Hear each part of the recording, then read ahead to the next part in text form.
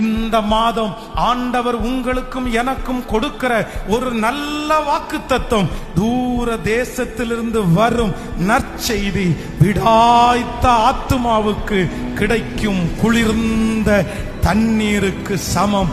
இந்த மாதம் ஆண்டவர் உங்களுக்கு ஒரு நற்செய்தியை தூரத்திலிருந்து, பரலோகத்திலிருந்து உங்களுக்கு அனுப்ப போகிறார். அந்த செய்தி அநேக நாட்களாய் தண்ணீரை காணாமல் விடாய்த்து போயிருந்த ஒரு ஆத்துமா தண்ணீரை பார்த்தவுடனே எவ்வளவு சந்தோஷப்படுமோ, அதே போல இந்த மாதம் கர்த்தர் உங்களுக்கு அனுப்பும் செய்தி உங்களை சந்தோஷப்படுத்த போகிறது. டாக்டர்களால் கொடுக்கப்பட்ட அந்த செய்தி, ஹalleluya, டெஸ்ட்ல கொடுக்கப்பட்ட அந்த செய்தி, வக்கீலால் கொடுக்கப்பட்ட அந்த செய்தியை இந்த மாதம் கர்த்தர் மாற்றி எழுதி புதிய செய்தியை ஆமென் என்று ஆமோதித்துக் கொண்டே இருங்கள். பல ஆண்டுகளுக்கு முன்